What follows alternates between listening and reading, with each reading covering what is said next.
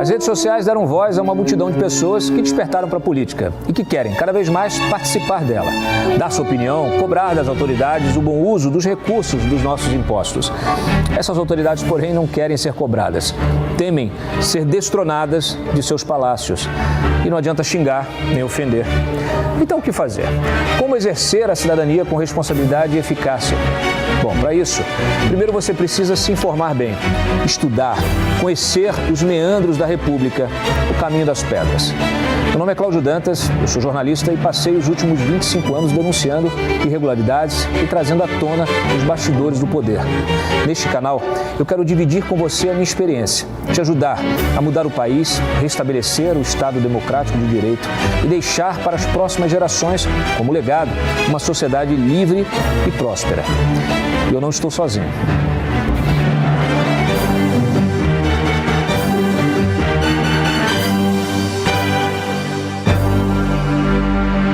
Boa tarde, bem-vindos a mais uma live, aqui a nossa live da Resistência, nossa trincheira da República. Hoje nós vamos nos dedicar naturalmente ao início do julgamento de Jair Bolsonaro. Vocês vão ter acesso a tudo isso aqui com a participação especial também do ex-advogado-geral da União, Fábio Medina, que está aqui comigo no estúdio. Obrigado pela presença, Fábio. Obrigado a você, Cláudio. Sempre uma honra participar no teu programa. Você acha que esse julgamento é próprio, está acontecendo dentro das quatro linhas, como dizia o próprio Bolsonaro, ou você acha que isso já desandou e que a gente precisa seguir aqui fazendo a crítica republicana para que ele volte ao seu eixo, o próprio STF, me parece? Bom, Cláudio, inicialmente eu quero cumprimentar novamente você pela tua postura sempre crítica, independente do teu programa. Não é de hoje que nós nos conhecemos. Eu acho que essa postura precisa ser sempre aplaudida no jornalismo brasileiro. Aqui o Judiciário brasileiro, o Supremo Tribunal Federal no Brasil, precisa realmente ser repensado em alguma medida. Nós temos um problema grave que é a segurança jurídica no Brasil. A controlabilidade dos parâmetros que o Supremo Tribunal Federal segue ou não, se ele segue precedentes. Nesse julgamento do ex-presidente Bolsonaro, tem alguns problemas evidentes que podem ser constatados já, independentemente do conhecimento dos autos ou não. Eu costumo dizer que nós, na condição de juristas, devemos nos ater ao comentário sobre decisões concretas e não ao comentário sobre as provas dos autos que nós não conhecemos. E sim, os advogados conhecem aquelas pessoas que são personagens concretas do processo. Então, aqui o que chama atenção é a volatilidade das mudanças de posicionamento do Supremo Tribunal Federal, que muitas vezes parecem muito casuísticas.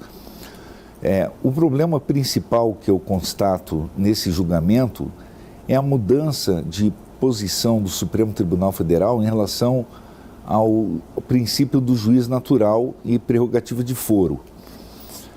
O ex-presidente o Bolsonaro está sendo julgado diretamente pelo Supremo Tribunal Federal, quando o presidente Lula foi julgado sem a prerrogativa de foro e numa proximidade muito recente entre os dois casos.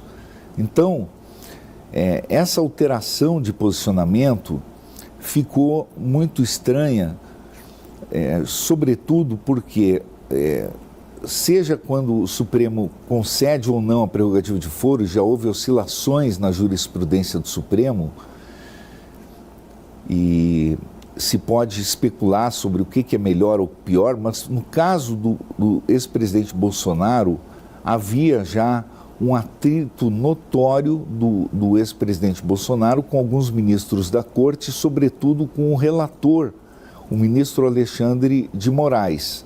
Havia um atrito notório e evidente, e aí houve a alteração desse princípio do juiz natural com a retomada da prerrogativa de foro em detrimento do posicionamento anteriormente consolidado. Mais ainda, no inquérito das fake news, houve também essa prerrogativa de foro, que também não se justifica, e já houve notas da Ordem dos Advogados do Brasil, da Associação Nacional dos Procuradores da República, e houve aí uma distribuição que não foi por sorteio para o ministro Alexandre de Moraes.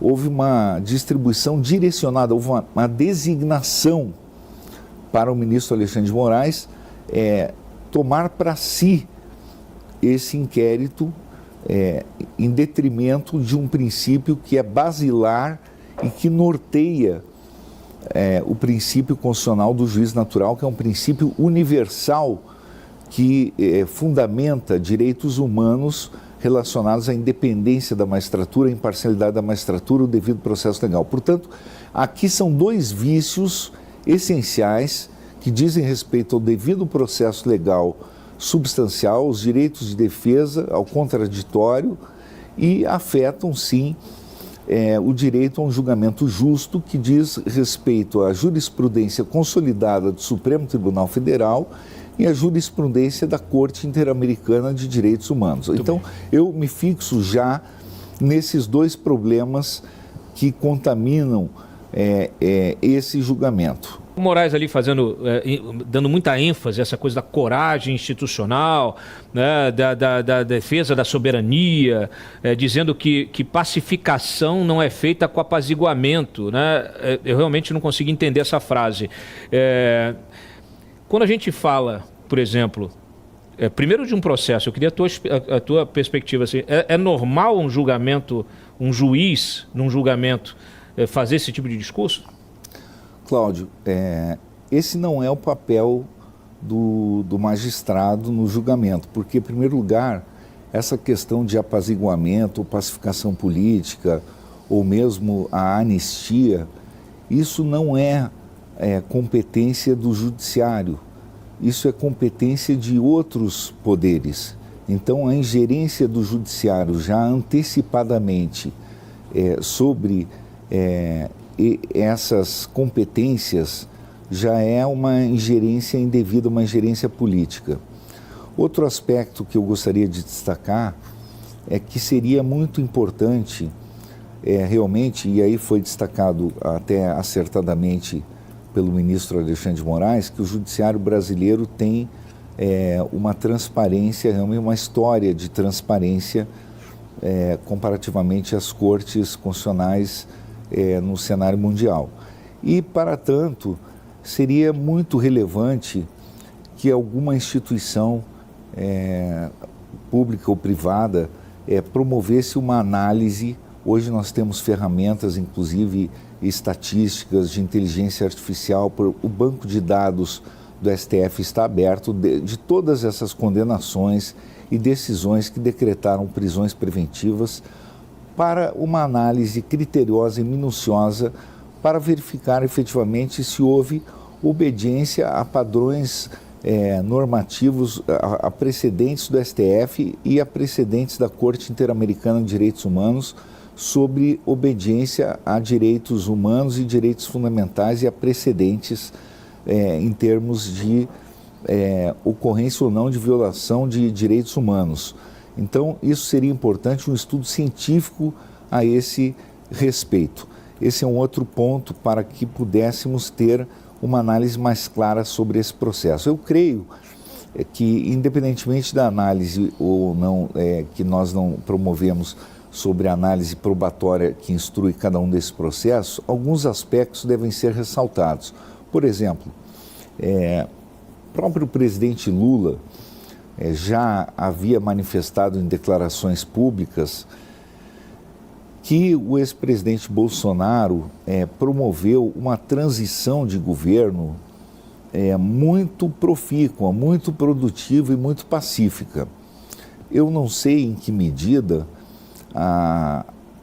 as provas e os elementos referentes a essa transição de governo foram trazidas para dentro do contexto probatório do processo referente ao processo envolvendo o ex-presidente Bolsonaro. Mas isso foram, veja, isso é uma questão também do trabalho do advogado de defesa. Sim. Mas a transição, isso foram declarações públicas do presidente Lula. Então, nós estamos falando aqui do judiciário, como ele atua, e da defesa, do protagonismo da defesa. Outro aspecto que deve ser ressaltado é que a lei que criminaliza os atos antidemocráticos foi aprovada ainda no governo Bolsonaro.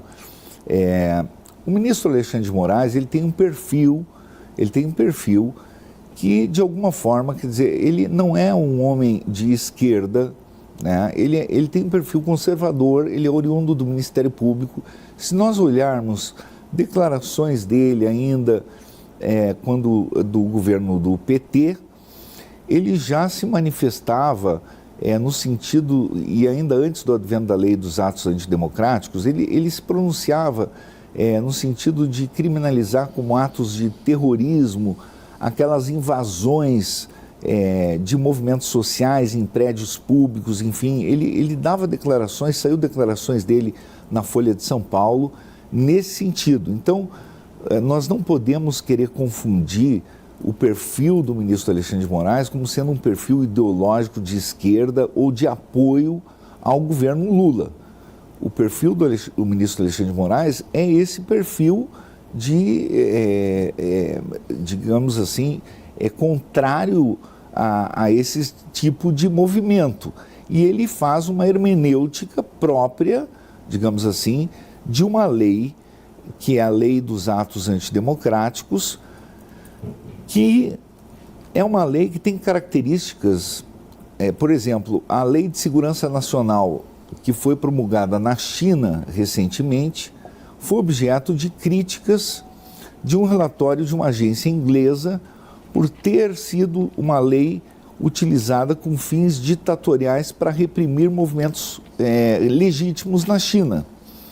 Agora, vamos olhar essa lei dos atos antidemocráticos. É uma lei que tem tipos extremamente abertos e que ali dentro desses tipos penais sancionadores fica muito aberto para a discricionariedade judicial enquadrar condutas que podem ser uma tentativa, daqui a pouco pode ser uma cogitação, pode ser um mero pensamento, pode ser uma conversa, pode não lesionar efetivamente um bem jurídico. Então, não se tem efetivamente ainda uma literatura especializada.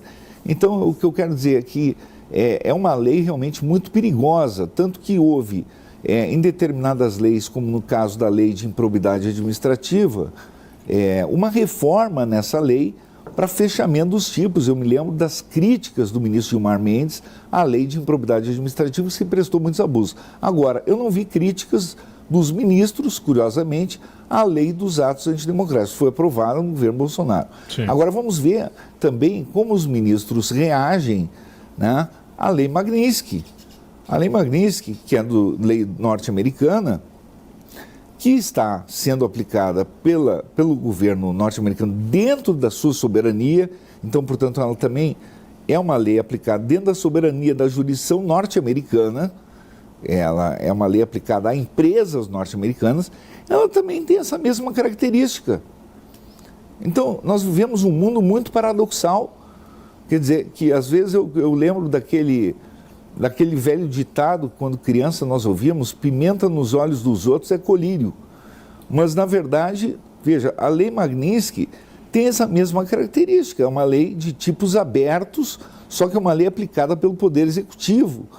E é uma lei que muitas vezes é aplicada, os norte-americanos aplicam com uma instrução probatória muito forte, faz uma instrução probatória, e é uma lei que também, da mesma forma que acontece no direito administrativo sancionador brasileiro, que costuma não revisar atos aplicados pelo Poder Executivo, por exemplo, na esfera disciplinar, lá essa lei não é revisada pela Suprema Corte americana. Ela é aplicada e há um respeito ao mérito do ato administrativo. Então, nós temos aqui vários problemas para resolver, e realmente as controvérsias são legítimas, né? Em que medida determinados comportamentos devem ser aplicados, devem ser enquadrados na lei dos atos antidemocráticos ou não. Excelente. Ou deve ser revisada essa lei. Excelente. Fábio, acho que você tocou num ponto importante, que eu já mencionei até aqui. Eu vejo toda essa discussão sobre a anistia percebo que ela é tão difícil que talvez exista um caminho mais fácil. Qual é o caminho mais fácil? Anular essa lei dos atos antidemocráticos, justamente por causa dos problemas todos que ela ou reformar, Cláudio, ou reformar. Porque os tipos muito abertos, qualquer lei criminal com tipos muito abertos, hoje em dia a tendência, se nós olharmos a jurisprudência, já que o Brasil prefere o Tribunal Europeu de Direitos Humanos e a Corte Interamericana de Direitos Humanos, e o ministro Gilmar foi um grande crítico, por exemplo, da lei de improbidade administrativa que proporcionou muitos abusos, por que não revisar essa lei dos atos antidemocráticos, que é uma lei extremamente aberta e dá uma imprevisibilidade do que é uma conduta de golpe de Estado? Ela causa uma imprevisibilidade muito grande, essa é uma crítica. Agora, quando nós sentimos na pele, no Brasil, uma outra jurisdição que aplica tipos abertos e nós então entendemos que é uma insegurança jurídica muito grande frente a essa outra legislação, ora, daqui a pouco também nós não podemos criticar o outro porque ele usa a lei muito aberta, porque nós estamos fazendo o mesmo aqui no Brasil. Então, para saber hoje se houve violação massiva de direitos humanos pelo Supremo Tribunal Federal, a primeira recomendação que eu faço é algum instituto fazer um estudo, porque algumas decisões que eu li sobre pessoas condenadas só por estarem em frente ao acampamento, e eu fiz essa crítica na última edição do meu livro, Direito Administrativo Sancionador, pessoas que estavam em frente ao acampamento não tiveram conduta individualizada e foram condenadas com responsabilidade penal objetiva só por estarem em frente ao acampamento. Sim. Daqui a pouco eu tenho convicção de que se constatará uma violação muito grande de direitos humanos por pessoas, aquela quantidade de pessoas que o ministro Alexandre de Moraes mencionou que foram condenadas só por estar em frente ao acampamento do Supremo Tribunal Federal. Exato. Então, eu não estou adentrando ainda o mérito de condenações outras, porque desconheço as provas, mas aquelas pessoas por estar em frente ao acampamento, seguramente tem muitas condenações ali que foram extremamente arbitrárias. A gente tem vários problemas aí, né? O problema não é só a lei, né? O problema é o que se quer fazer com a lei, né? E aí, se não tiver a lei, inventa-se uma lei. O STF, do jeito que está, para ele não importa a lei, até porque ele faz a sua própria lei. Na verdade, nós temos que dissociar um pouco o que é um movimento do governo, o que é uma agenda hoje própria do ministro Alexandre de Moraes, que ele tem um perfil, como eu digo, que não é um perfil de esquerda. O perfil do ministro Alexandre de Moraes não é um perfil de esquerda, ele pensa dentro de uma linha coerente com o seu pensamento histórico. Então, assim, ele realmente já pensava assim em relação a movimentos sociais e ele pensa assim em relação à forma como esses movimentos se projetaram. Eu lamento pelo Brasil, eu lamento pela democracia brasileira, pela República, porque nós poderíamos estar aqui discutindo questões estratégicas, poderíamos estar discutindo a segurança jurídica do ponto de vista de investimentos estrangeiros, que é um outro problema grave aqui no Brasil. Mas não, nós estamos discutindo o básico, que é não poder falar. Nós temos hoje um ex-presidente que está sendo punido antecipadamente. Ou você acha que está certo? O sujeito está lá preso com domiciliar, com tornozeleira eletrônica, com Polícia Federal no quintal, colocado no quintal. Você já viu isso em algum lugar? Tem uma discussão interessante também, que eu esqueci de abordar, é que o fato de ter dado prerrogativa de foro a ele, também há uma unanimidade grande no meio jurídico de que, tendo havido prerrogativa de foro, ele teria que ser julgado no plenário. E esse é o entendimento do ministro Fux, que é muito correto. Então, aí, o plenário deveria ter a competência originária e não se justifica a competência da turma, uma vez que teria sido reconhecida a prerrogativa de foro. Então, é outra violação ao devido processo legal, ao juiz natural. Você vai lembrar que no Mensalão, eles puderam recorrer dentro do próprio plenário. Lembra disso? Sim. E no caso do Lula, por exemplo, foi o contrário. Aí no caso do Lula, violaram porque ele foi julgado pelo juiz de primeiro grau, e aí ele tinha direito de ser julgado na turma, e o Fachin jogou para o plenário porque a turma ia soltá-lo. É tudo conveniência política. É sempre conveniência política, sempre conveniência. Então, para um ou para outro, né? É o casuísmo que está destruindo a justiça brasileira. Vocês estão destruindo a justiça brasileira. Esse julgamento está sendo transmitido, está sendo reproduzido, noticiado para o mundo inteiro. E este é o julgamento da justiça brasileira, do judiciário brasileiro. Qualquer acusação e qualquer investigação, ainda mais num local repleto de câmaras, precisa ter individualização de cada um dos denunciados. O que ele fez, como ele se envolveu no golpe, como ele chegou ao Supremo Tribunal Federal, até porque o mero ingresso no Supremo Tribunal Federal para a depredação não é o golpe de Estado. Isso não configura golpe de Estado. Isso configura outro crime. Então ele precisa ter um enlace, uma participação anterior com o grupo nuclear que fez a estratégia do golpe para ter um vínculo com a coordenação de um golpe de Estado em que esse elemento de destruição do Supremo Tribunal Federal teria uma relação causal com a tomada de poder por esse núcleo estratégico.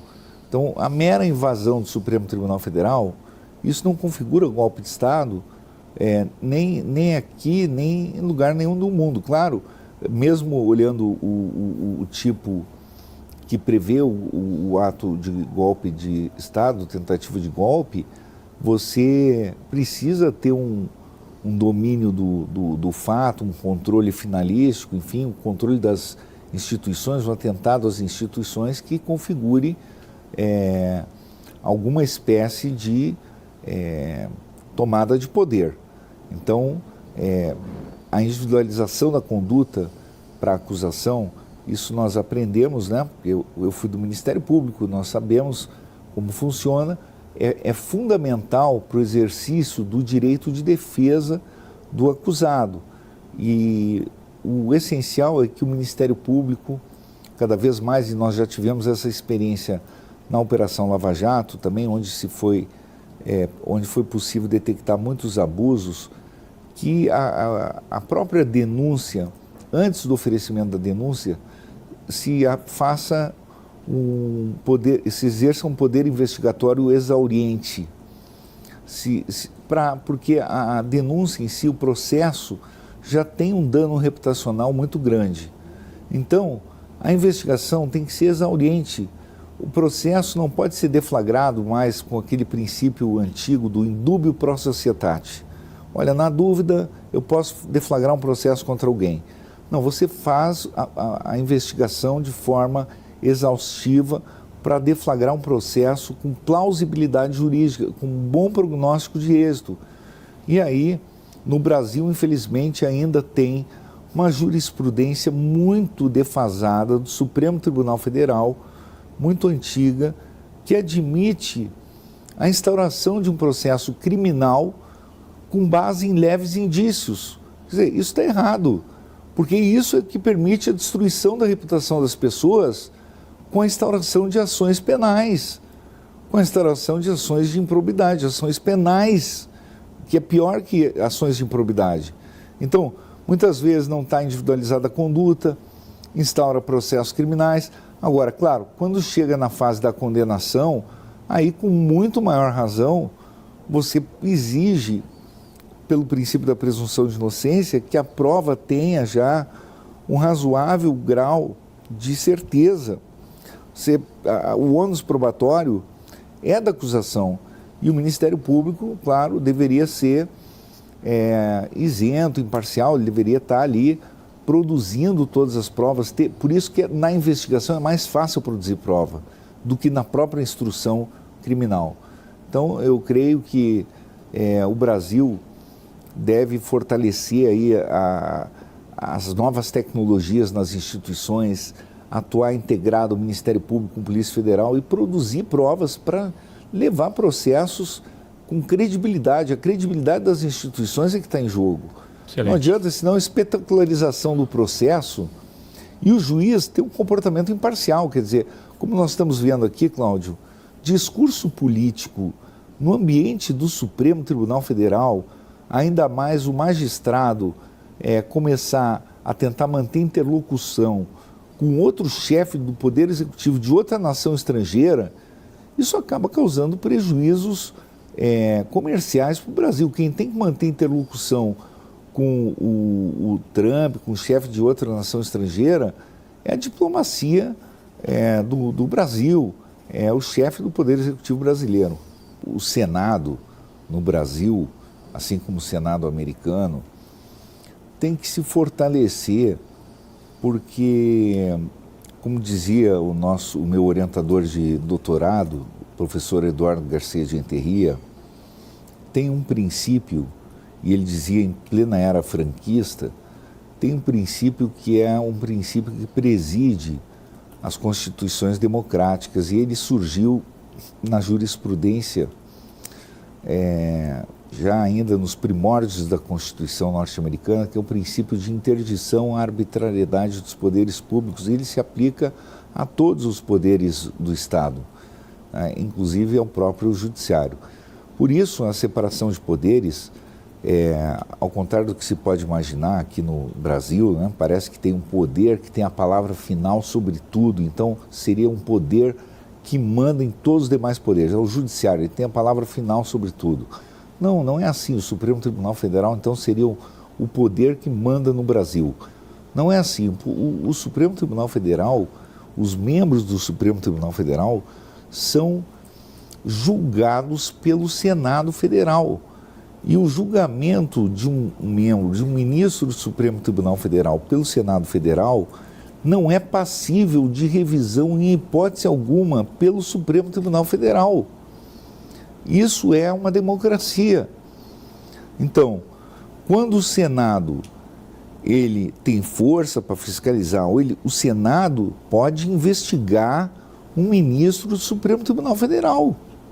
E se há um indício de um ato ilícito, assim como seguindo a jurisprudência do Supremo Tribunal Federal, do próprio Supremo Tribunal Federal, o mero indício, o Supremo Tribunal Federal tem uma jurisprudência de que leves indícios deflagram um processo contra alguém. Então, seguindo por essa jurisprudência, leves indícios deflagrariam até um impeachment. Mas eu sou coerente, eu entendo que não. Entendo que leves indícios não deveriam deflagrar um impeachment contra o ministro. Aqui a gente não tem leves indícios, não. Não, eu estou dizendo, mas leves indícios deflagram uma investigação. Sim. Uma investigação. Então, é diferente o impeachment do que uma investigação. A investigação é isso, é tomada de depoimentos, é você começar a abrir, você pode abrir qualquer espécie de investigação, você pode abrir uma CPI, você pode abrir qualquer espécie de investigação. E aí você vai, a CPI seria, digamos, a CPI pode ser um caminho, qualquer outro caminho, numa comissão parlamentar é sempre um instrumento, você pode abrir, você pode fazer diligência, você pode ver se tem violação massiva a direitos humanos, você pode requisitar informações, você pode usar todos os instrumentos inerentes a essa comissão parlamentar. E para isso, você vai focar no objeto da sua comissão parlamentar, que é verificar se esse poder ele está atuando conforme a lei ou não. O ministro X, Y, Z, ou conforme a atuação. E nenhuma ordem judicial do Supremo, quando ele é alvo dessa investigação, pode trancar essa investigação. Eu vocalizo justamente essa indignação da sociedade, a indignação popular, as pessoas que estão vendo seus direitos serem violados e não toleram mais isso. Mas você, como um operador do direito, como vocês gostam, você está perfeito na sua, você não tem que elevar a voz, você não tem que gritar, você não tem que ir para cima, você tem que fazer a sua defesa técnica. E eu quero isso, eu quero que a gente possa, neste debate, que é um debate democrático e republicano, com pessoas que tenham a sua coragem e a sua técnica, qualificar esse debate para quem está nos assistindo. Tá? Então, obrigado pela presença. Obrigado você, Cláudio, parabéns aí pela tua investigação, jornalismo investigativo e também qualificado e participação contínua no aprimoramento desse debate público aí. Te agradeço a oportunidade também de trazer a minha contribuição.